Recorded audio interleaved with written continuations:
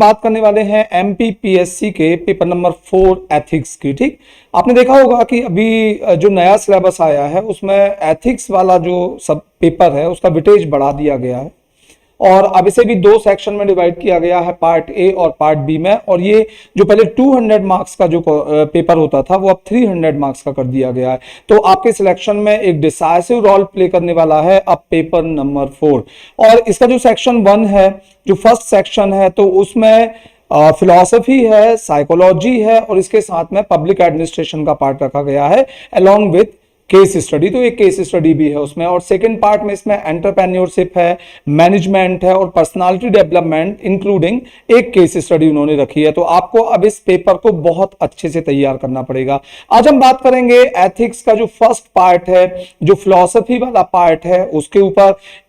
ये जो first unit है इसमें बहुत सारे फिलोसोफर, थिंकर्स और सोशल रिफॉर्मर्स दिए गए हैं कि उनकी आइडियोलॉजी आपको पढ़ना है। ठीक, एक दूसरी बात कि यहां पर इनकी जब विचारधारा आपको पढ़ना होती है तो आपको कुछ इनसे संबंधित बेसिक्स पता होना चाहिए, टर्मिनोलॉजी पता होना चाहिए, तब जाके आप एक्चुअली इनकी जो फिलॉसफी है, इनकी जो विचार है उसे समझ पाओगे। तो आज की इस क्लास में मैं केवल आपको फिलॉसफी के उन बेसिक्स, उन फंडामेंटल्स को डिस्कस करने वाला हूं जिन पर पूरा बेस्ड है इन सभी फिलोसफर्स की फिलॉसफी। तो देखिएगा, पहले तो मैं एक जो भारतीय वैदिक परंपरा रही है, जो वैदिक समाज रहा है, तो उस समाज की दार्शनिक विचारधारा किस प्रकार की थी उस बारे में थोड़ा सा डिस्कस करना चाहूंगा। देखिए, एक्चुअली वैदिक जो समाज होता था उसमें जो परंपराएं थी उसमें जीवन को 100 वर्षों का मानकर उसे 25-25 साल के 4 भागों में बांटा गया था और हर एक भाग का अपना एक टारगेट सेट कर दिया गया था। इन भागों को आश्रम कहा जाता था, सभी को पता होगा। चतुराश्रम होते थे, सबसे पहले ब्रह्मचर्य आश्रम होता था, इसके बाद में गृहस्थ, वानप्रस्थ और संन्यास, और इनके साथ ही पुरुषार्थ का कॉन्सेप्ट भी आया। अर्थ, धर्म, काम, मोक्ष, ये 4 पुरुषार्थ स्वीकार किए गए। लेकिन इसमें जो परम पुरुषार्थ बताया गया वो मोक्ष को बताया गया, क्योंकि जो प्राचीन भारतीय समाज है वहां पर मोक्ष प्राप्ति को ही जीवन का उद्देश्य माना गया था कि ये जीवन मोक्ष प्राप्ति के लिए है, बार बार जन्म मरण की प्रक्रिया से मुक्त हो जाना ही मोक्ष है। अब यहां पर एक सवाल पैदा हुआ कि मोक्ष प्राप्त किस कारण से होगा। तो असल में मोक्ष प्राप्ति इसलिए आवश्यक मानी गई क्योंकि मनुष्य पहले से ही बंधन में था। तो ये बंधन क्या होता था? बंधन का अर्थ सामान्यतः सभी दार्शनिक प्रणालियों में जीवन में दुख के विद्यमान होने से लिया गया है। इस जीवन में दुख है तो इसका मतलब कि हम बंधन में हैं और ये जीवन ही हमारे बंधन का बड़ा कारण है। बहुत सारी फिलॉसफीज ये मानती थी। तो इन दुखों का अंत हो जाता है जब, तो हमें मोक्ष प्राप्त हो जाता है। ये एक सामान्य विश्वास था। अब बंधन का जो कारण है वो अलग अलग दर्शन में अलग अलग माना गया है, लेकिन भारतीय दार्शनिक जो है या भारतीय जो दर्शन है वो इस बंधन का एक बड़ा कारण मानते थे अज्ञान को। तो ये अज्ञान क्या था? एक्चुअली जो सोल है, सोल हमारी जो आत्मा होती है वो एक चैतन्य स्वरूप है, जबकि हमारा जो शरीर है ये एक मैटर है, जड़ है। प्रॉब्लम ये होती है कि ये सोल उस शरीर के अंदर इतनी घनिष्ठता के साथ अटैच हो जाती है कि सोल अपने वास्तविक स्वरूप को भूल जाती है। मतलब वो शरीर में होने वाले परिवर्तनों को, शारीरिक इच्छाओं को ही आत्मा में होने वाले परिवर्तन समझने लगती है और यहीं से बंधन, मनुष्य के बंधन का प्रारंभ हो जाता है। जीव के बंधन की स्टेज स्टार्ट हो जाती है। एक एग्जांपल से मैं बता रहा हूं, जैसे हमने कहा कि जो आत्मा है वो शरीर में इतनी घनिष्ठता से घुली हुई है, घुल मिल चुकी है कि शरीर में होने वाले परिवर्तन, मैं कहूं कि सुंदरता किसका गुण है? शरीर का गुण है। किसी व्यक्ति की हाइट शरीर का गुण है। किसी व्यक्ति का बलशाली होना शरीर का गुण है। यदि आपको कुछ अच्छा खाना है जिसका टेस्ट आ रहा है, शरीर का गुण है। लेकिन आत्मा को लगता है कि मैं सुंदर हूं, मैं मतलब आत्मा। तो आत्मा एक्चुअली शरीर की सुंदरता को खुद की सुंदरता समझने लगती है। फिर उसके जो सभी प्रयास होते हैं वो लक्ष्य विमुख होते हैं। मतलब वो केवल शरीर के लिए सब कुछ करने के लिए फिर वो लग जाती है, उस काम में लग जाती है। तो वो विभिन्न प्रकार के कर्म करती है और ये कर्म उसे बंधन में और ज्यादा उलझा कर रखते हैं। जबकि आपको पता है कि यदि आप ये कहते हैं कि यार मेरे शरीर से बहुत महक आ रही, मैंने फ्रेग्रेंस लगा रखा है, सेंट लगा रखा है, तो एक्चुअली ये शरीर से महक आ रही है, लेकिन कहने वाली आत्मा है कि मेरा शरीर बहुत महक रहा है, मैं बहुत सुंदर हूं। ये आत्मा सुंदर नहीं है, ये शरीर सुंदर है, ये शरीर की खुशबू है। आत्मा की खुशबू, आत्मा आत्मा का सेंट कुछ अलग होता है। आत्मा का सेंट होता है इथिकल वैल्यूज। जब आप नैतिकता के मार्ग पर चलते हैं, सदाचरण के मार्ग पर चलते हैं, सत्यनिष्ठा के मार्ग पर चलते हैं, समानुभूति आपके अंदर होती है, सहानुभूति आपके अंदर होती है, करुणा होती है, तो ये आपकी आत्मा को महकाता है, ना कि वो फ्रेग्रेंस, ना कि वो सेंट। तो यही अज्ञान जो है इस आत्मा को बार बार शरीर की तरफ अट्रैक्ट करता है। शरीर की मृत्यु होती है, आत्मा किसी दूसरे शरीर में प्रवेश करती है, ये प्रक्रिया चलती रहती है। तो ये अज्ञान ही आपके बंधन का मूल कारण है, बहुत सारी दार्शनिक प्रणालियां ये कहती हैं। मुख्य में हमने कहा कि सांख्य दर्शन है, षट दर्शन के अंदर, वो भी यही कहता है। योग भी लगभग यही चीज स्वीकार करता है। जैनिज्म में, बुद्धिज्म में, सभी में ये बातें स्वीकार की गई हैं। तो इसका मतलब क्या है कि जिस दिन आत्मा का जो मोह है उस मैटर के साथ वो समाप्त हो जाएगा, तो उस अज्ञान की समाप्ति हो जाएगी, उस अज्ञान का अंत हो जाएगा और आत्मा अपने वास्तविक स्वरूप को प्राप्त कर लेगी।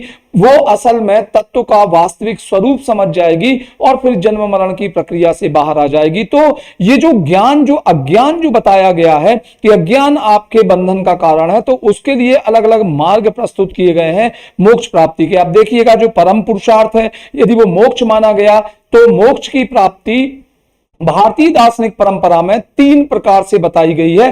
3 स्कूल्स को आप या कोचिंग्स को ज्वाइन करके मोक्ष प्राप्त कर सकते हैं। तो हमने कहा तो पहला तो हो जाएगा ज्ञान मार्ग। आपका जो ज्ञान मार्ग है, पाथ ऑफ नॉलेज है, वो आपको लिबरेशन की तरफ ले जाएगा कि और उसमें कुछ नहीं करना, उसके लिए आपको केवल चिंतन मनन करना है। जो वास्तविक स्वरूप है तत्व का, उसके बारे में चिंतन करना है और एक स्थिति ऐसी आ जाएगी कि आपको वास्तविक ज्ञान प्राप्त हो जाएगा, जैसा कि बुद्ध को वट वृक्ष के नीचे प्राप्त हुआ, महावीर स्वामी को प्राप्त हुआ, जैसा कि शंकराचार्य कहते हैं कि अहम ब्रह्मास्मि का ज्ञान ही एक्चुअली लिबरेशन है, जैसा कि सांख्य दर्शन कहता है कि जिस दिन पुरुष को ये रियलाइजेशन हो जाता है कि वो प्रकृति से भिन्न है, प्रकृति से अलग है, ड्यूलिज्म है, उस दिन आपकी आत्मा को मोक्ष मिल जाता है। तो बहुत सारे ज्ञान मार्गी जो विचारधाराएं हैं वो हमारे सिलेबस में, even most of the philosophies हैं वो सभी ज्ञान मार्ग की तरफ जाती हैं। और इसके लिए व्यक्ति का रेशनल होना, मतलब उसका इंटेलेक्चुअल होना, उसका बौद्धिक होना डिमांड करता है। इसमें किसी भी प्रकार के कर्मकांड की या डिवोशन की चर्चा नहीं की गई है। लेकिन चूंकि ये एक टफ मार्ग है, क्योंकि आप जानते हो कि बार बार उस चीज के ऊपर चिंतन करना, समझना और इन सब चीजों से बाहर आना एक टफ पड़ जाता है एक ऑर्डिनरी पर्सन के लिए। तो इसके अलावा भी 2 मार्ग बताए गए हैं मोक्ष प्राप्ति के भारतीय दार्शनिक परंपरा में, जिनमें से एक मार्ग है भक्ति मार्ग। बहुत सारे विचारकों का यह कहना है कि आप ईश्वर की भक्ति यदि करेंगे तो आपको मोक्ष प्राप्त हो जाएगा, वो परम पुरुषार्थ प्राप्त हो जाएगा। ये भक्ति जो है, भक्ति मार्ग 2 रूपों में हमें नजर आता है। एक तो फॉर्मल गॉड का डिवोशन, मतलब कि जो सगुण भक्ति जिसे हम कहते हैं, और एक फॉर्मलेस गॉड होता है निर्गुण भक्ति विचारधारा। तो ये इस रूप में डेवलप हुई। रामानुजाचार्य जैसे जो दार्शनिक हैं वो निर्गुण ब्रह्म, कबीर जैसे दार्शनिक जो हैं वो निर्गुण ब्रह्म की भक्ति को मोक्ष का साधन मानते हैं। हालांकि कबीर ज्ञान मार्ग की भी बात करते हैं, ठीक है। इसके अलावा जो तीसरा पाथ था वो कर्म मार्ग कहा गया। भगवत गीता में कर्म मार्ग की चर्चा की गई है कि आप निस्वार्थ भाव से जो निष्काम कर्म करते हैं आप, जिनमें आपको फल की इच्छा नहीं होती है, तो ऐसे कर्म आपके मोक्ष का साधन बनते हैं, मोक्ष की ओर ले जाते हैं। तो कुल मिला के 3 जो मार्ग है भारतीय दर्शन में मोक्ष प्राप्ति के बताए गए। हमारे सिलेबस में मैंने बताया कि जितने भी फिलोसफर्स हैं, ज्यादातर फिलोसफर एक्चुअली ज्ञान मार्ग वाले हैं जिन्हें हमें पढ़ना है, ठीक, और जो लिबरेशन की तरफ ले जाएंगे। अब हमने कहा कि कोई भी दर्शन, चाहे वो पश्चिम का दर्शन हो, चाहे वो भारतीय दर्शन हो, इनकी जो विषय वस्तु है वो केवल 3 रूपों में हमें नजर आती है। केवल 3 पार्ट होते हैं फिलॉसफी के। विषय वस्तु के आधार पर आपको यह समझना जरूरी है, पर बिफोर दैट दर्शन होता क्या है ये भी तो पता होना चाहिए। दर्शन का यदि सामान्य अर्थ देखेंगे तो आप कहेंगे दृष्टि या देखना। ये देखने की एक स्थिति है, ये देखने का एक तरीका है, लेकिन किसे देखने का? जीवन को देखने का एक जीवन दृष्टि है। ये बताती है कि ईश्वर क्या है, आत्मा क्या है, जीव क्या है, जगत क्या है। मतलब ऐसे आध्यात्मिक विषय जो बाह्य अनुभव का विषय नहीं है वो डिस्कस किए जाते हैं फिलॉसफी के अंदर। मतलब एक टाइप से आंतरिक सोच, आंतरिक चिंतन, तार्किकता पर आधारित वह चिंतन जो आपके आध्यात्मिक विषयों के ज्ञान से जुड़ा होता है, वो दर्शन का विषय वस्तु रहा है, वो दर्शन के सब्जेक्ट रहे हैं। लेकिन विषय वस्तु के आधार पर हमने कहा कि दर्शन कितने भाग होते हैं, कितने भाग में हमने दर्शन की विषय वस्तु को डिवाइड किया है, तो ध्यान रखना ये किया गया है 3 भागों में, जिनमें पहले भाग को या पहली विषय वस्तु को कहा जाता है ज्ञान मीमांसा। बहुत ध्यान से सुनना ये, क्योंकि ये बेसिक्स हैं, आगे जाके ये आपको बहुत हेल्प करने वाले हैं। हर एक फिलॉसफी में, हर एक दर्शन की अपनी एक ज्ञान मीमांसा होगी। जैसे हम एग्जांपल के लिए मैं बताऊं कि भाई जैनिज्म से जब कहा गया कि आप अपनी ज्ञान मीमांसा, जिसे इंग्लिश में एपिस्टेमोलॉजी कहा जाता है, थ्योरी ऑफ नॉलेज कहा जाता है, तो वो क्या है? तो महावीर ने कहा सिंपल सी ज्ञान मीमांसा है हमारी। क्या ज्ञान मीमांसा है? तो उन्होंने कहा Syadvada, the theory of relative knowledge. तो स्यादवाद उनकी ज्ञान मीमांसा है, वो हम पढ़ेंगे जब हम डिस्कस करेंगे महावीर स्वामी की फिलॉसफी को। लेकिन ज्ञान मीमांसा होता क्या है? एक्चुअली हम मनुष्य हैं, हम दूसरे प्राणियों से सर्वश्रेष्ठ हैं। क्यों सर्वश्रेष्ठ हैं हम दूसरे प्राणियों से? वो इसलिए क्योंकि हम विचार कर सकते हैं, हम चिंतन कर सकते हैं, हम ज्ञानार्जन कर सकते हैं। शायद ज्ञान की यह विशेषता दूसरे जीवों से हमें बहुत आगे ले जाती है। इवन विकास के क्रम में भी देखना कि इसी ज्ञान के कारण मनुष्य बहुत आगे पहुंच चुका है विकास के मार्ग पर। तो ये शायद ज्ञान ही है। लेकिन यहां पर ज्ञान 2 टाइप का मैंने आपको बताया कि भाई एक ज्ञान तो वाह है विषयों का है, जो बाह्य विषय है, हमसे बाहर जो विषय हैं उनका है, जिनका हम रियलाइजेशन करते हैं, जिनका हम अनुभव करते हैं, एक तो वो विषय है। लेकिन कुछ आंतरिक विषय हैं जिनका हमें अनुभव नहीं होता।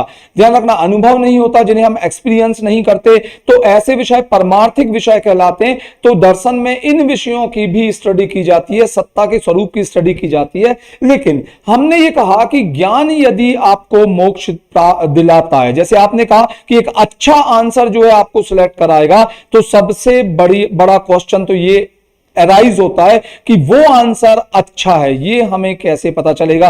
मतलब ज्ञान हमें मोक्ष दिलाएगा, लेकिन हमें सबसे पहले तो ये पता होना चाहिए कि ज्ञान क्या है। तो ज्ञान मीमांसा का पहला क्वेश्चन कि ज्ञान क्या है, इसकी एक साधारण सी डेफिनेशन है, बहुत बहुत ज्यादा सिंपल डेफिनेशन, कि आपसे मैं यदि ये पूछूं कि ये क्या है, तो आप कहोगे मार्कर। तो मैं कैसे मानूं कि ये मार्कर है? आपने जो कहा है वो ज्ञान है, तो सीधा सा इसका आंसर है कि जो वस्तु हमें ज्ञात है, यदि वो उसी रूप में ज्ञात है जिस रूप में वो बाह्य जगत में विद्यमान है, तो इसे ज्ञान कहेंगे। बाह्य जगत में क्या है? ये मार्कर। और इसी रूप में मुझे ये वस्तु ज्ञात है कि ये मार्कर है, तो ये क्या हो जाएगा? ज्ञान हो जाएगा।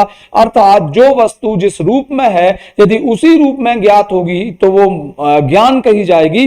और भारतीय दर्शन में इसके लिए एक स्पेसिफिक टर्म यूज की गई है, प्रमा, जिसे रियल नॉलेज कहा गया है इंग्लिश में। ठीक है, एब्सोल्यूट या रियल नॉलेज। अब मैं कहूं कि ये मार्कर है, लेकिन कोई ये कह दे कि ये तो पेन है, तो ध्यान रखना, बाह्य वस्तु मार्कर है, लेकिन ज्ञात किस रूप में है? पेन। तो ये फिर अज्ञान हो जाएगा, इसे अप्रमा कहा गया है।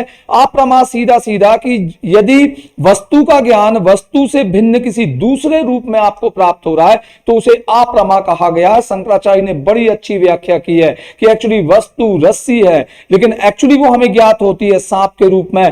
तो रस्सी पर सांप का आरोहण अप्रमा है, अप्रमा उन्होंने कहा है। और इसको वो बहुत अच्छे से क्लैरिफाई करते आगे कि एक्चुअली ब्रह्म है, लेकिन ब्रह्म की जगह पर, मतलब रस्सी की जगह पर आरोहण हो गया है जगत का, तो हमें जगत के रूप में दिखाई दे रही है, तो जगत मिथ्या है। अप्रमा को क्या भी कहा गया है? मिथ्या भी कहा गया है। ध्यान रखना, मिथ्या ज्ञान अप्रमा होता है। तो आपको समझ में आया कि ज्ञान मीमांसा का पहला प्रश्न है कि ज्ञान क्या है। दूसरा कि ज्ञान के स्रोत क्या हैं। अब हमने कहा कि चलिए, मैंने आपसे पूछा था कि ये क्या है, आपने कहा मार्कर।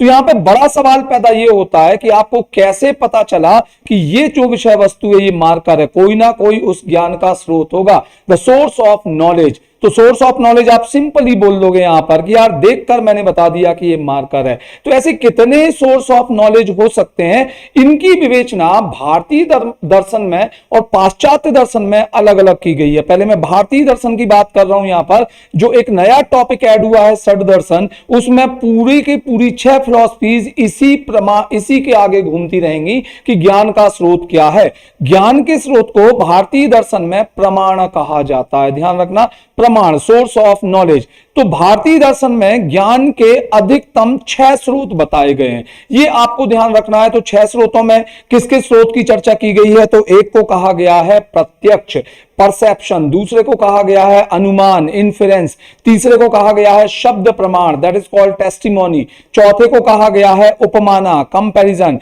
फिफ्थ को कहा गया है अर्थापत्ति, प्रिजम्पशन जिसे हम कहते हैं, और लास्ट वाला जो है वो कहा गया है अनुपलब्धि, मतलब नॉन एग्जिस्टेंस या एब्सेंस। तो ये 6 मैक्सिमम प्रमाण पूरे भारतीय दर्शन में स्वीकार किए गए हैं। ये अलग बात है, ये जो मैं बता रहा हूं यहां की भारतीय दार्शनिक प्रणाली केवल 6 प्रमाणों की चर्चा करती है जिनके थ्रू हमें नॉलेज मिलता है। हमारा ज्यादातर नॉलेज तो आपको पता है कि परसेप्शन से ही अचीव होता है, हमें उसी से हमें ज्ञात होता है। बट यहां पर एक और बात कि भारतीय दार्शनिक जो प्रणालियां हैं, जो भारतीय दर्शन है, उसमें अलग अलग दार्शनिक अलग अलग विषय, अलग अलग प्रमाणों को स्वीकार करते हैं। जैसे चारवाक कहता है कि केवल और केवल ज्ञान प्रत्यक्ष से प्राप्त होता है, केवल एक प्रमाण को वो स्वीकार करेगा, प्रत्यक्षम एव प्रमाणम, प्रत्यक्ष ही एकमात्र प्रमाण है, और जिस चीज का मुझे प्रत्यक्ष नहीं होता वो अस्तित्ववान भी नहीं है। उसके लिए चूंकि ईश्वर का प्रत्यक्ष नहीं होता तो ईश्वर भी एग्जिस्ट नहीं करता, ईश्वर का कोई अस्तित्व नहीं है। उसके लिए आत्मा का भी अस्तित्व नहीं है, लेकिन उसके लिए जीव और जगत का अस्तित्व है। क्यों? क्योंकि उसका परसेप्शन होता है, उसका प्रत्यक्ष होता है। इसलिए उसकी सीधी सी फिलॉसफी है कि यावत जीवेत सुखम जीवेत ऋणम कृत्वाम घृतम पिबेत, जब तक जियो सुख से जियो, घी पियो भले ही उधार लो, क्योंकि मरने के बाद में कुछ शेष नहीं रह जाता, ना तो नरक है ना ही स्वर्ग है, कुछ नहीं मिलता। जो स्वर्ग आपको बनाना है वो इसी जीवन में बनाना है। इसलिए ईट मैरी एंड ड्रिंक, सीधा कहता है खाओ पियो और मौज करो। क्यों? क्योंकि प्रत्यक्ष को ही एकमात्र प्रमाण मानता है। लेकिन जैन फिलॉसफी हो चाहे सांख्य दर्शन हो, इनके अकॉर्डिंग ज्ञान के स्रोत के आधार पर 3 प्रमाण स्वीकार करते हैं। ये दोनों फिलॉसफीज किए गए हैं। कौन कौन से? तो एक प्रत्यक्ष है, एक अनुमान है और एक शब्द प्रमाण है। जबकि न्याय दर्शन 4 प्रमाणों को ज्ञान के स्रोत के रूप में स्वीकार कर रहा है। चौथा और वो ऐड कर देता है कंपैरिजन। कंपैरिजन मतलब कि जो उपमाना है, पढ़ाऊंगा मैं, काफी डिटेल में इन पे हम डिस्कस करेंगे, ठीक, क्योंकि सिलेबस में उन्होंने लिखा जरूर है षट दर्शन, पर ध्यान रखना कि वो बहुत बड़ी फिलॉसफी है। अब कितने डेप्थ में वो क्वेश्चन पूछ रहे हैं ये तो एग्जाम से ही पता चलेगा, पर हम यहां पर बहुत बारीकी से इन चीजों को समझेंगे। पढ़ेंगे तो ठीक है, नोट्स भी हम पूरा आपको अवेलेबल कराएंगे यहां से, पर सबसे ज्यादा समझने पर फोकस करेंगे। ये भारतीय ज्ञान परंपरा को जो धीरे धीरे भारतीय शिक्षा नीति का बड़ा भाग बनता चला जा रहा है। ठीक है, चलिए ठीक है। तो हमने कहा कि ये 4 को स्वीकार करते हैं। मीमांसा जो दर्शन है और शंकराचार्य का जो वेदांत दर्शन है वो 6 के 6 प्रमाणों को स्वीकार करता है। मतलब ये भारतीय दार्शनिक प्रणाली में 6 प्रमाण स्वीकार किए गए हैं। लेकिन पाश्चात्य दार्शनिक प्रणाली से जब कहा गया, पूछा गया कि भाई ज्ञान के स्रोत क्या हैं, कहां से हमें ज्ञान मिलता है, तो थोड़ा वहां की फिलॉसफी अलग है। कुछ दार्शनिक जो हैं, जैसे हमने कहा डेस्कार्टे है, डिकार्ट जिसे कहा जाता है, लाइबनीज है, स्पिनोजा है, कुछ ऐसे विचारक हैं जो कहते हैं कि ज्ञान का स्रोत है केवल बुद्धि। बुद्धि मतलब रीजन। ऐसे दार्शनिक बुद्धिवादी कहलाते हैं। रीजन उनका कहना यह है कि पूरा का पूरा ज्ञान बुद्धि में भरा पड़ा है। मतलब यदि मैं आपको ये अभी ज्ञान दे रहा हूं तो मैं कोई ज्ञान नहीं दे रहा हूं, मैं जो आपको बता रहा हूं वो ऑलरेडी आपकी बुद्धि में सब भरा पड़ा है। तो फिर आपको याद क्यों नहीं है, आपको लिखते क्यों नहीं आ रहा है, रियलाइज क्यों नहीं हो रहा है आपको? तो ये दार्शनिक कहते हैं कि एक्चुअली इसलिए नहीं हो रहा है क्योंकि उस पर धूल पड़ गई है। धूल पड़ गई है तो वो दिख नहीं रहा है। तो मैं क्या कर रहा हूं, मैं अपने अनुभव से, ये मैं आपको एक्सपीरियंस दे रहा हूं, तो मैं अपने अनुभव से आपकी बुद्धि में कोई ज्ञान उत्पन्न नहीं कर रहा हूं, बल्कि मैं अपने इस अनुभव से आपकी बुद्धि में ज्ञान पर जो धूल पड़ी हुई है उसे केवल हटा रहा हूं। मतलब मैं केवल उसका प्रकाशन कर रहा हूं, एक्सप्रेशन करवा रहा हूं आपसे उस नॉलेज का। अलग से मैं कुछ नहीं दे रहा हूं क्योंकि नॉलेज तो आपके पास है। ये कुछ ऐसे इस तरह से है कि आपके पास में एक गिफ्ट है पैकेट में, वो गिफ्ट आपकी ही है और मैं केवल उसका कवर अलग कर रहा हूं। तो मैं अलग से आपको गिफ्ट नहीं दे रहा हूं, बल्कि कवर अलग करके मैंने आपको उस गिफ्ट से परिचित करा दिया है। तो ऐसे विचारक क्या कहलाते हैं? बुद्धिवादी कहलाते हैं। लेकिन दूसरे विचारक जो है अनुभववादी, वो कहते हैं कि ज्ञान तो अनुभव से आता है, अनुभव से एक्सपीरियंस जो मैं आपको करा रहा हूं, वो कहते हैं कि बुद्धि के अंदर ज्ञान होता ही नहीं है, जीरो ज्ञान होता है, बिल्कुल ब्लैंक पेज है बुद्धि, रीजन, और उसमें जो कुछ भी ज्ञान के रूप में लिखा जा रहा है वो केवल अनुभव से लिखा जा रहा है। मतलब मैं आपके अंदर या बुक्स आपके अंदर ज्ञान उत्पन्न कर रही है। तो ये दार्शनिक क्या कहलाते हैं? अनुभववादी कहलाते हैं। ह्यूम, लॉक, ये सब अनुभववादी दार्शनिक हैं। लेकिन एक कांट ऐसे दार्शनिक हुए हैं जो समीक्षावादी कहलाते हैं, मतलब वो दोनों को स्वीकार करते हैं, बुद्धि भी और अनुभव भी। इसके अलावा उपयोगितावादी विचारधारा जो रही है, व्यवहारवाद जिसे कहा जाता है, वो उपयोगिता को ज्ञान का आधार बताती है। तो वहीं पर तीन महत्वपूर्ण विचारक जो हमारे सिलेबस में है वेस्टर्न फिलॉसफी के, वो कहते हैं कि नहीं, एक्चुअली ज्ञान का जो आधार है वो प्रत्यय है, आइडिया है। सुकरात, प्लेटो और अरस्तु, ये तीनों ऐसे दार्शनिक हैं जो कहते हैं कि प्रत्यय ही ज्ञान है और ज्ञान ही प्रत्यय है। सबसे पहले सुकरात ने ये बात कही थी कि the knowledge is virtue and virtue is knowledge, और वर्च्यू को ही वो आइडिया कहते हैं, मतलब सद्गुण को ही वो प्रत्यय कहते हैं। अब आप कहोगे कि ये प्रत्यय क्या है? बहुत सिंपल सा, मैं अभी बहुत सिंपल बता रहा हूं आपको, बाकी जब हम डिटेल में डिस्कस करेंगे तो बहुत अच्छे से हम इस चीज को समझेंगे। मैं ये कह रहा हूं कि मैं यदि आपसे पूछूं कि मैं कौन हूं, तो डेफिनेटली जो लोग मुझे जानते हैं वो कहेंगे पाठक सर। अब आपको कैसे पता कि मैं पाठक सर हूं? तो एक्चुअली इसके दो रीजन है। एक तो मैं, एक वह मैं जो आपके बाहर है, मतलब मैं वस्तु रूप में हूं, बाहर हूं, मेरी एक इंडिपेंडेंट एंटिटी है, एग्जिस्टेंस है, ध्यान रखना। लेकिन क्या मैं वास्तविक स्रोत हूं ज्ञान का? यदि मैं वास्तविक स्रोत होता ज्ञान का, तो जो व्यक्ति मुझे नहीं भी जानता है, जिसने मुझे कभी देखा नहीं है, उसे भी फिर पता होना चाहिए था कि मैं पाठक सर हूं, यदि मैं वास्तविक स्रोत हूं ज्ञान का। बिल्कुल नहीं। एक्चुअली तुम दो लोगों को जान रहे हो मुझे देखकर, एक मैं वह मैं जो आपके बाहर है, लेकिन एक मैं वह मैं जो आपके ब्रेन में है, जो आपके दिमाग में है, आपकी बुद्धि में है। और एक्चुअली जो आपकी बुद्धि में है आप जानते उसे हो, जो बुद्धि में है आपके उसे कहा जाता है प्रत्यय, और प्रत्यय मतलब विचार। तो एक्चुअली जो प्रत्यय है वही ज्ञान का वास्तविक स्रोत है। ये किसने कहा? ये कहा सुकरात ने, ये कहा प्लेटो ने, ये कहा अरस्तु ने। बहुत ही जबरदस्त फिलॉसफी है इनकी, बहुत मजा आएगा जब हम इनकी फिलॉसफी पढ़ेंगे, क्योंकि सुकरात ने तो एक बहुत बड़ी बात कही थी कि ज्ञान का आरंभ बाहर की वस्तुओं को जानने से नहीं होना चाहिए, बल्कि उसने कहा था कि खुद को जानो, टू नो योर सेल्फ, यही नॉलेज है। सबसे पहले खुद को जान लो। जिस दिन खुद को जान जाओगे आपके सभी दुख खत्म हो जाएंगे, क्योंकि आपके निर्णय बहुत ही सॉलिड होंगे यदि खुद को जानते हो आप। तो बहुत अच्छी फिलॉसफी है सुकरात की, जिसे आइडियलिज्म कहा जाता है, या हमने कहा कि जिन्होंने ये कहा कि प्रत्यय या सद्गुण ही ज्ञान है और ज्ञान ही सद्गुण है। सुकरात की ये पंच लाइन हमेशा याद रखना। तो ये मैं ये कह रहा हूं कि जो ज्ञान के स्रोत हैं वो भारतीय दार्शनिक परंपरा में अलग डिस्कस किए गए हैं और पाश्चात्य दार्शनिक प्रणालियों में अलग अलग डिस्कस किए गए हैं। ठीक है। तीसरा जो ज्ञान मीमांसा का क्वेश्चन आपके सामने आएगा वो आएगा कि ज्ञान की प्रामाणिकता क्या है। अब मैं ये कहूंगी चलो ठीक है, मैं आपको पढ़ा रहा हूं और आप आंसर भी उसको नोट करते चले जा रहे हो, तो इस बात की क्या गारंटी है कि जो आप आंसर लिख रहे हो वो एक एथेंटिक आंसर है, वो एक वैलिड आंसर है? मतलब जो ज्ञान की एथेंटिसिटी है वो कहां से आएगी? तो देखो इसमें दो टाइप के लोग होंगे, इसमें दो टाइप के लोग होंगे। मतलब कुछ बच्चे ऐसे हो सकते हैं आप में से जो मेरे बहुत बड़े फॉलो फैन हो और वो कहेंगे चूंकि सर ने पढ़ाया इसलिए अपने आप में ही ज्ञान एथेंटिक है, हम तो यही लिख लेते हैं और यही परफेक्ट आंसर है और यही लिख के आएंगे। तो ज्ञान की प्रामाणिकता में विश्वास रखने वाले ऐसे लोग जो ये कहते हैं कि ज्ञान अपनी उत्पत्ति के समय ही प्रामाणिक हो जाता है, ज्ञानजनक सामग्री जिस ज्ञान को उत्पन्न करती है, ज्ञान के उत्पन्न करने के साथ साथ उसी समय उसकी प्रामाणिकता को भी उत्पन्न कर देती है। ज्ञान प्राप्ति का वह साधन जो ज्ञान प्राप्ति में सहायक है, उसी टाइम पर वही साधन ज्ञान की प्रामाणिकता को भी ग्रहण कर लेता है। तो ऐसे विचारक कहे जाते हैं स्वतः प्रमाणवादी। अब आप जानते हैं कि स्वतः प्रमाणवादी कौन से दार्शनिक होंगे, कौन सी दार्शनिक विचारधाराएं होंगी जो वेदों के ज्ञान पर पूर्ण विश्वास करते हैं, स्पेशली मीमांसा। मीमांसा वाले ईश्वर को नहीं मानते, वो केवल वेद को मानते हैं, ध्यान रखना। और वो कहते हैं कि वेद ज्ञान का अथाह स्रोत है और वेद ही ईश्वर है, अलग से कोई ईश्वर नहीं है। और कहते हैं कि वेद स्वतः सिद्ध है, मतलब वेदों में जो लिखी गई बातें हैं उन्हें वेरीफाई करने के लिए किसी दूसरे ग्रंथ की जरूरत नहीं है, वो ऑटोमेटिकली वैलिड हैं। पॉइंट समझ में आ गया? एथेंटिक। तो ऐसे दार्शनिक कहलाएंगे स्वतः प्रमाणवादी। लेकिन कुछ ऐसे बच्चे भी होंगे जो मैं बता रहा था कि वो पहले लिख तो लेंगे लेकिन वो एक न्यूट्रल स्टेट में रहेंगे, फिर जाके कोई अथेंटिक बुक उठाएंगे और उससे वेरीफाई करेंगे कि आंसर करेक्ट है या नहीं है। तो ऐसे जो प्रमाणवादी लोग हैं वो कहलाते हैं परतः प्रमाणवाद। न्याय वैशेषिक फिलॉसफी परतः प्रमाणवाद में विश्वास करती है। वो कहते हैं कि ज्ञान अपनी उत्पत्ति के समय पर न्यूट्रल होता है, फिर उसमें प्रामाणिकता आती है किसी दूसरे स्रोत के द्वारा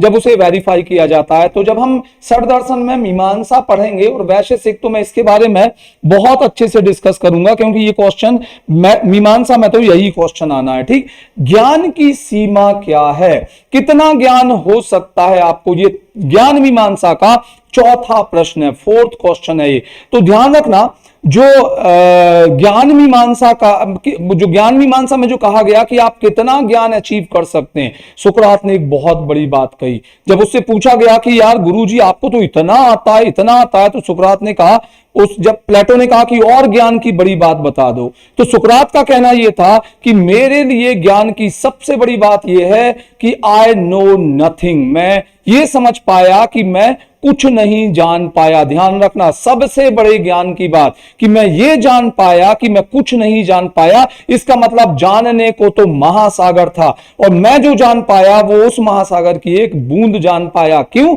क्योंकि ध्यान रखना, आपको ज्ञान किससे प्राप्त होता है? आपको ज्ञान होता है अनुभव से। आप ये जो अनुभव कर रहे हैं, सुन रहे हैं, पढ़ रहे हैं, देख रहे हैं, ये सभी तो अनुभव है ना जीवन का, इससे आपको ज्ञान मिल रहा है। और आप अनुभव कितना कर पाएंगे? जितनी इंद्रियां होंगी, सीमित इंद्रियां हैं, इंद्रियों की आपकी लिमिट है। एक लिमिट तक ही आंख देख सकती है, एक लिमिट तक ही क्या हो सकता है, कान सुन सकता है। तो भाई इतनी लिमिट का, इतनी लिमिटेड इंद्रियों के द्वारा आप कितना अनुभव कर सकते हो? दैट मींस अनुभव की सीमा ही ज्ञान की सीमा है और हमारी सीमा तो बहुत लिमिटेड है, इसलिए हमें प्राप्त होने वाला ज्ञान बहुत छोटा सा ज्ञान है। इसलिए सुकरात कहता है कि मैं केवल ये जान पाया कि मैं कुछ नहीं जान पाया। बहुत विद्वान व्यक्ति सुकरात, इसके बारे में तो बहुत अच्छी अच्छी स्टोरीज मैं आपको सुनाऊंगा जो रेगुलर लेक्चर्स होंगे हमारे उसमें।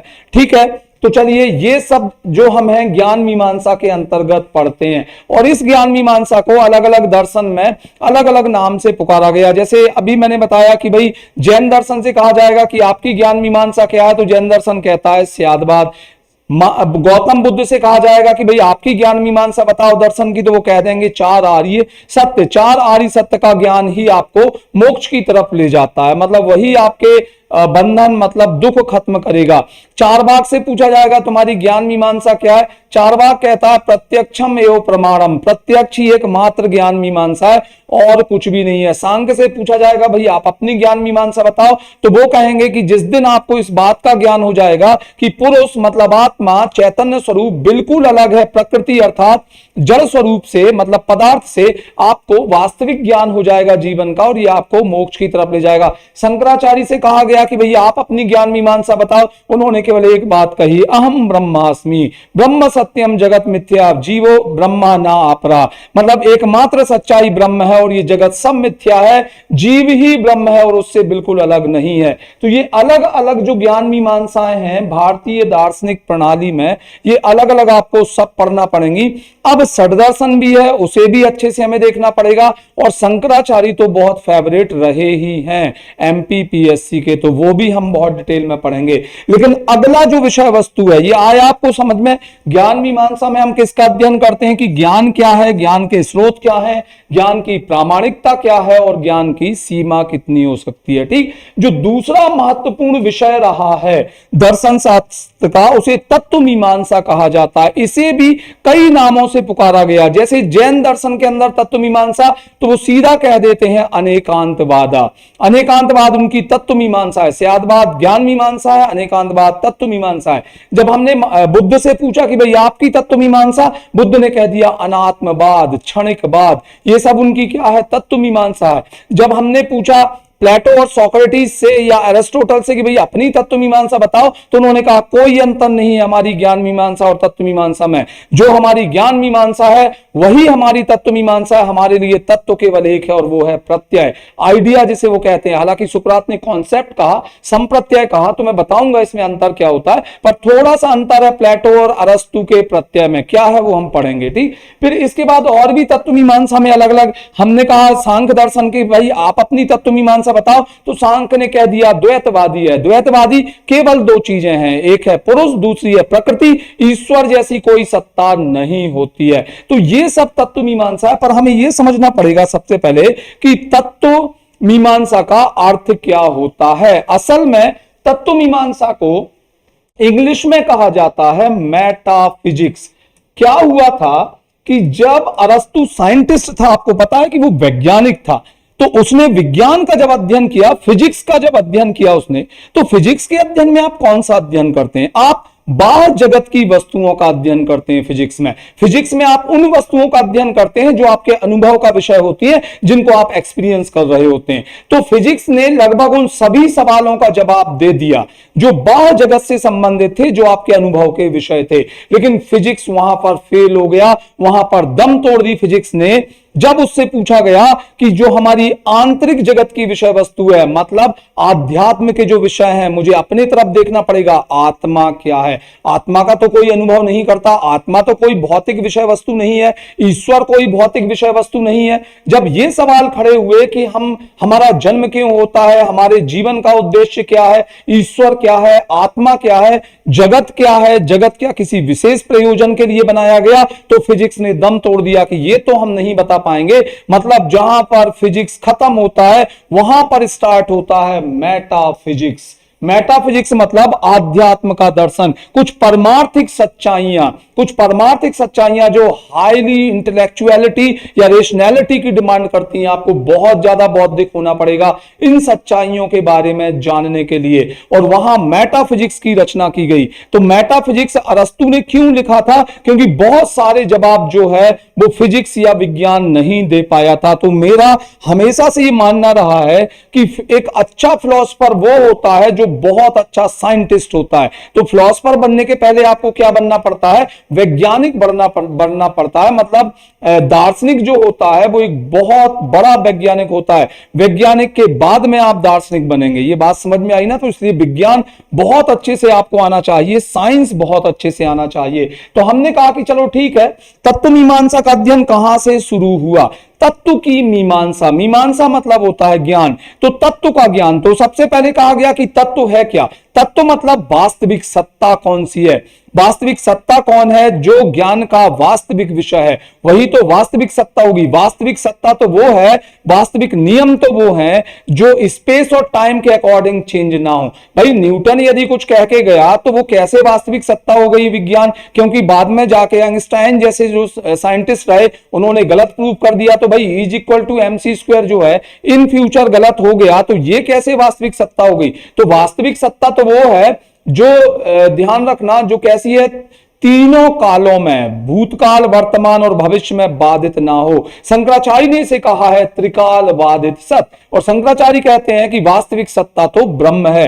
लेकिन सभी ने अलग अलग कहा वास्तविक सत्ता के लिए, पर क्वेश्चन अराइज होता है। हमने कहा कॉस्मोलॉजी के अंदर, सत्ता शास्त्र के अंदर जब यह कहा गया कि सत्ता कौन सी है, सत्ता क्या है, तो अलग अलग दार्शनिकों ने इसका अलग अलग जवाब दिया। यहां पे सत्ता का अर्थ है कि मूल तत्व क्या है, तत्व का ज्ञान, तो मूल तत्व क्या है? तो थैलीज आया, ग्रीक दार्शनिक थैलीज आया, और थैलीज ने कहा कि वास्तविक जो तत्व है, जो फंडामेंटल एलिमेंट है, वो तो जल है, पानी है, वही वास्तविक सत्ता है। आपने साइंस में पढ़ा होगा कि जीवन की उत्पत्ति पानी में ही हुई थी और ऑक्सीजन भी नहीं थी। हेराक्लाइटस ने कहा कि जो वास्तविक सत्ता है वो अग्नि है। ध्यान रखना, उसने अग्नि को बता दिया हेराक्लाइटस ने। जो पाइथागोरस था, उनसे पूछा गया वास्तविक सत्ता क्या है, मूल तत्व क्या है, उन्होंने कहा संख्या, नंबर मूल तत्व है। और ऐसे करके ये अलग अलग थ्योरीज जो है ये चलती रही। कोई अग्नि बता रहा है तो कोई वायु बता रहा है।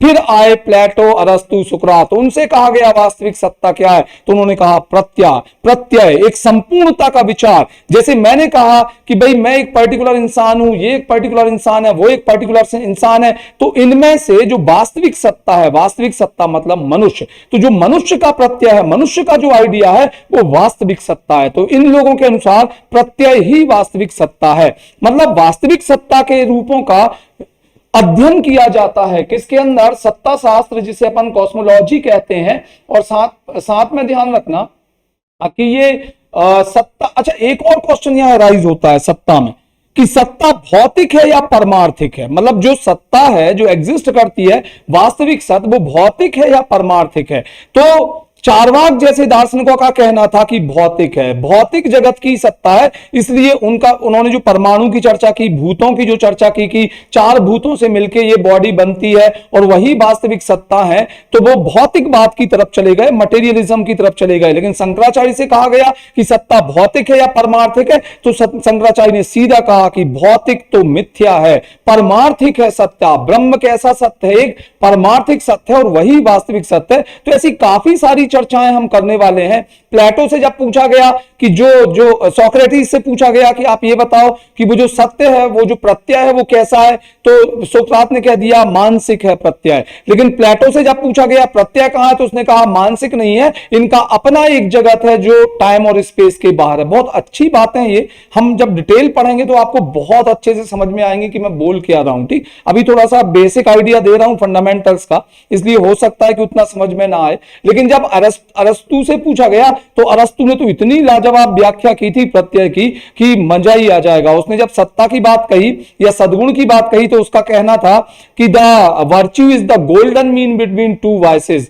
मतलब जो सद्गुण या प्रत्यय होता है वो दो अतियों के बीच का स्वर्णिम मार्ग है। तो उसने स्वर्णिम मध्यमान का मार्ग दिया था, जो बुद्ध में हम पढ़ते हैं कि उन्होंने जो अपना मध्यम मार्ग दिया उसके जैसा था। तो उसने साहस की परिभाषा दी सद्गुण की और अलग अलग। तो ये हमें सब पढ़ना पड़ता है किसके अंदर, सत्य क्या है, ईश्वर क्या है, क्या ईश्वर अस्तित्ववान है, यदि अस्तित्ववान है तो भौतिक रूप में अस्तित्ववान है या वो परमार्थिक रूप में अस्तित्ववान है, क्या ईश्वर ने इस जगत की रचना की है या ईश्वर खुद कन्वर्ट हो गया है इस जगत में, मतलब ईश्वर इस जगत का मटेरियल कॉज है, मतलब मटेरियल कॉज एक कॉज होता है चार टाइप के, तो वो इसका मटेरियल कॉज है या वो इसका इफिशिएंट कॉज है। ये अपन पढ़ते हैं मटेरियल कॉज मतलब जो खुद कन्वर्ट हो जाए किसमें, इफेक्ट में। जैसे मैं इफेक्ट मतलब किसी चीज में, जैसे मिट्टी, तो मिट्टी कैसा कारण है, तो मिट्टी जो घड़ा है उसका एक मटेरियल कॉज है। लेकिन इफिशिएंट कॉज क्या होता है कि वो सहायता करता है, वो खुद कन्वर्ट नहीं होता। जैसे कुम्हार, तो कुम्हार घड़े का कैसा कारण है,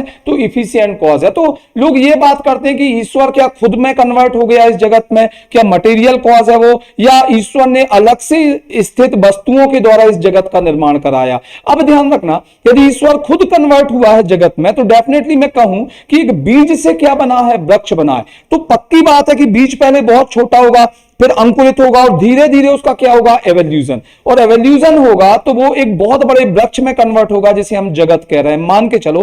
तो ये थ्योरी कहलाती है विकासवाद, एवोल्यूशन थ्योरी। और एवोल्यूशन थ्योरी जो है, ध्यान रखना, वो एक्चुअली दी गई है सांख्य दर्शन में कि इस जगत का विकास प्रकृति के एवोल्यूशन से हुआ है। अलग अलग एलिमेंट, छोटे से बड़े एलिमेंट बनते चले गए और ये जगत बन गया। ठीक, लेकिन जो सृष्टिवाद है, जो क्रिएशन है, ध्यान रखना ये एक अलग चीज है। क्रिएशन का मतलब गॉड खुद कन्वर्ट नहीं हुआ है, पर पहले से कुछ मटेरियल रखा हुआ था और गॉड ने वो बना दिया। जैसे एग्जांपल के लिए मैं बताऊं, आपने क्या किया कि भाई चाय पत्ती रखी है, दूध रखा है, इसके बाद पानी रखा हुआ है, गैस भी है सब, और आपने पहले से स्थित जो पूरे एलिमेंट्स हैं वो इकट्ठा करके एक चाय बना दी। तो आपने चाय का एवोल्यूशन नहीं किया है, बल्कि चाय आपने क्रिएट की है। तो वैसे से पहले से कुछ एलिमेंट थे और गॉड ने बैठकर कुम्हार की तरह उन एलिमेंट को अरेंज करके और जगत बना दिया। तो ये थ्योरी क्या कहलाएगी, सृष्टिवाद। जो वैशेषिक फिलॉसफी है, ध्यान रखना, वो सृष्टिवाद को स्वीकार करती है कि परमाणुओं के थ्रू सृष्टि की है इस जगत की ईश्वर ने। ठीक, सॉरी मीमांसा ईश्वर को तो नहीं, वैशेषिका, सॉरी। तो वो जो सृष्टि है वैशेषिका के अनुसार वो ईश्वर का क्रिएशन है। तो सृष्टिवाद वैशेषिक का आएगा, विकासवाद सांख्य का आएगा। अगले क्वेश्चन की, जगत का जो निर्माण है क्या वो किसी विशेष प्रयोजन के लिए हुआ या अपने आप ही जगत बन जाता है, उसका कोई प्रयोजन नहीं। चार्वाक की फिलॉसफी में हम ये क्वेश्चन देखेंगे तो चार्वाक कहता है कि भाई वो तो मूल स्वभाव होता है तत्वों का, चारों तत्वों का, पृथ्वी अग्नि जलवायु का, कि वो जहां मिलते हैं वहीं जगत का निर्माण हो जाता है। लेकिन बहुत सारी विचारधाराएं कहती हैं कि एक विशेष प्रयोजन के लिए इस जगत का निर्माण हुआ है। जैसे सांख्य विचारधारा कहती है कि जगत का जो निर्माण और विकास, जगत का जो विकास हुआ है वो असल में पुरुष के मोक्ष के लिए और प्रकृति द्वारा पुरुष के सानिध्य में आने के लिए, दर्शन के लिए हुआ है। तो ऐसी बहुत सारी बातें जो हैं वो हमें तत्व मीमांसा के अंतर्गत पढ़ना पड़ती हैं। सभी दार्शनिकों की तत्व मीमांसाएं अलग अलग हैं मैंने अभी बताया कि जैन दर्शन में अनेकांतवाद है, सांख्य दर्शन में द्वैतवाद है, प्रकृति और पुरुष का, और जो शंकराचार्य हैं वो तो केवल ब्रह्म पर चलते हैं कि उनका जो अद्वैत वेदांता है वो उनकी तत्व मीमांसा भी है। तीसरी चीज की चलिए ठीक है, ज्ञान मीमांसा में तो हमने ज्ञान के स्वरूप के ऊपर, ज्ञान के सीमा के ऊपर, उसकी प्रामाणिकता पे चर्चा की, फिर उस ज्ञान को हमने अप्लाई किया किस पर, तत्व पर, तो हमें तत्व के बारे में जानकारी हुई। ज्ञान मीमांसा यदि कहती है कि प्रत्यक्ष एकमात्र प्रमाण है, तो तत्व मीमांसा कहेगी कि ईश्वर नहीं होता क्योंकि ईश्वर का प्रत्यक्ष नहीं होता, आत्मा नहीं होती क्योंकि आत्मा का प्रत्यक्ष नहीं होता। मैं चार्वाक को लेके बता रहा हूं ये, लेकिन एक्चुअली उन तत्वों का ज्ञान, उन तत्वों को प्राप्त करना, उनकी विवेचना करना, ईश्वर को प्राप्त करना, ईश्वर की विवेचना करना, तो उसके लिए कौन सी साधना अपनाई जाए, किस प्रकार का आचरण किया जाए, ये जो तीसरा पार्ट है किसी भी दर्शन का, उसे नीति मीमांसा या साधना मीमांसा या आचार मीमांसा कहा जाता है, जो आचरण से जुड़ा है। तो बेसिकली आपको फिलॉसफी के अंदर ये तीनों विषय वस्तु ही पढ़ना होती हैं, किसी भी दर्शन की ज्ञान मीमांसा, तत्व मीमांसा और उसकी आचार मीमांसा। तो भारतीय दर्शन में तो आचार मीमांसा पर बहुत फोकस किया गया है, पर अच्छी बात यह है कि ज्यादातर दार्शनिक चूंकि ज्ञान मीमांसा से संबंधित हैं, तो हम ज्ञान मीमांसा या तत्व मीमांसा की चर्चा ही ज्यादातर दर्शनों में करेंगे। अब मैं एक और बता दूं कि भारतीय दर्शन में आपको जनरली कौन कौन से दर्शन इसमें पढ़ना है। तो हमने कहा कि जो दर्शन है वो तो 10-12 दर्शन है, बाकी तो थिंकर्स हैं, सोशल रिफॉर्मर्स हैं, मैं केवल फिलॉसफी की बात कर रहा हूं। तो फिलॉसफी जो है वो भारतीय दार्शनिक विचारधारा असल में बटी हुई है अलग अलग सेक्ट में, मतलब उसको जैसे हमने कहा षट दर्शन, तो ये एक अलग स्कूल है षट दर्शन। इसके बाद में जो चार्वाक और बौद्ध हैं ये अलग स्कूल हैं विचारधारा के। तो ये कैसे इनका डिवीजन हुआ है आप समझिएगा। इसके लिए आपको समझना पड़ेगा आस्तिकता, नास्तिकता, ईश्वरवादिता और अनीश्वरवादिता ये क्या होती है। ठीक, यदि हम वेस्टर्न फिलॉसफी पर जाएं तो वेस्टर्न फिलॉसफी में आस्तिकता और ईश्वरवादिता जो है वो एक ही टर्म है, ये सिनोनिम्स है, इनमें कोई अंतर नहीं किया गया। वैसे ही नास्तिकता को ही क्या कहा गया, अनीश्वरवादिता कहा गया। कहां, वेस्टर्न फिलॉसफी में।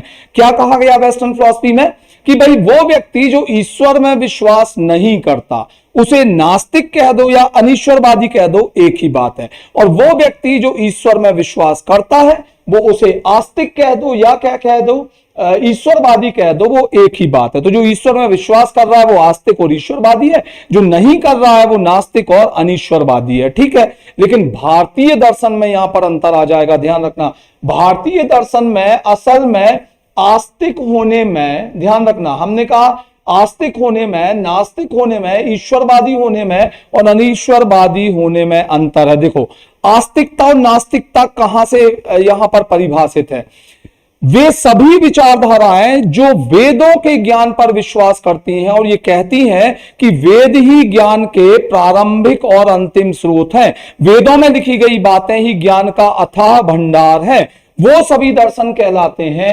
आस्तिक। अब चाहे वो दर्शन ईश्वर पर विश्वास करें या ना करें, लेकिन वो दर्शन किस पर विश्वास करेंगे, वेदों पर विश्वास करेंगे। तो समझ में आया, यहां पर आस्तिकता की परिभाषा जो है वो वेदों पर विश्वास से जुड़ी है, वेदों में लिखी गई बातों को ज्ञान का स्रोत मानने से जुड़ी हुई है। ठीक, लेकिन नास्तिकता मतलब वे सभी दर्शन जो वेदों के ज्ञान को वास्तविक ज्ञान नहीं मानते, उस पर संशय करते हैं, तो वो क्या कहलाएंगे, नास्तिक। मतलब यहां आस्तिकता और नास्तिकता कौन डिफाइन कर रहा है, वेद। लेकिन ईश्वरवादिता और अनीश्वरवादिता ये डिफाइन करेगा ईश्वर। ध्यान रखना, वे लोग जो ईश्वर में विश्वास करते हैं ईश्वरवादी हैं, और वे लोग जो ईश्वर में विश्वास नहीं करते अनीश्वरवादी या एग्नोस्टिक कहे जाते। तो यहां पर ध्यान रखना, एथीस्ट, नास्तिक मतलब जो वेदों पर विश्वास नहीं करते और जो ईश्वर पर विश्वास नहीं करते उन्हें एग्नोस्टिक या अनीश्वरवादी कहा जाता है। पॉइंट समझ में आया। इस आधार पर भारतीय दार्शनिक विचारधाराओं को या दर्शनों को दो भागों में मैंने बांटा है। देखिए, एक तो पहले आस्तिक और दूसरे नास्तिक और अनीश्वरवादी। तो आस्तिक मतलब कौन, जो वेदों पर विश्वास करते हैं, और नास्तिक जो वेदों पर विश्वास नहीं करते, और अनीश्वरवादी साथ ही ईश्वर पर विश्वास नहीं करते। तो वेदों पर भी विश्वास ना करने वाले और ईश्वर पर भी विश्वास ना करने वाले तीन दर्शन है, बौद्ध दर्शन, चार्वाक और महावीर स्वामी का जैन धर्म। ना तो ईश्वर पर विश्वास करता है और ना ही ये कहता है कि वेद ही सार्वभौमिक और जो यूनिवर्सल ट्रुथ होता है, तो सार्वभौमिक और वास्तविक ज्ञान के स्रोत हैं, ये स्वीकार नहीं करता। कौन? बुद्ध भी नहीं करते, चारवाक भी नहीं करता और महावीर स्वामी भी नहीं करते। और तीनों विचारधाराएं ईश्वर के अस्तित्व को भी नहीं मानती। बुद्ध भी अनीश्वरवादी है, महावीर स्वामी ने भी खंडन किया ईश्वर का, और चारवाक तो ईश्वर को मानता ही नहीं है क्योंकि प्रत्यक्ष नहीं होता। लेकिन 6 विचारधाराएं ऐसी हैं जो वेदों पर विश्वास करती हैं, लेकिन वो भी 2 भाग में बटी हैं। 4 विचारधाराएं ऐसी हैं जो वेदों पर विश्वास करने के साथ साथ ईश्वर पर भी विश्वास करती हैं, पर 2 विचारधाराएं ऐसी हैं जो वेदों पर तो विश्वास करती हैं लेकिन ईश्वर के अस्तित्व पर विश्वास नहीं करती हैं। तो जो ईश्वर के अस्तित्व पर विश्वास करती हैं, वेदों पर विश्वास के साथ साथ, वो 4 दर्शन हैं। इन्हें वेदांत, मतलब जो उत्तर मीमांसा है, न्याय दर्शन, योग दर्शन और वैशेषिक, ये 4 दर्शन ईश्वर को भी मानते हैं और वेदों को भी मानते हैं। लेकिन जो पूर्व मीमांसा है, जिसे मीमांसा भी कह देते हैं, और जो सांख्य दर्शन है, ये वेदों पर तो विश्वास करते हैं लेकिन ईश्वर पर विश्वास नहीं करते। तो ये अनीश्वरवादी आस्तिक दर्शन है। और इन 6 दर्शनों को मिलाकर कहा जाता है सठ दर्शन।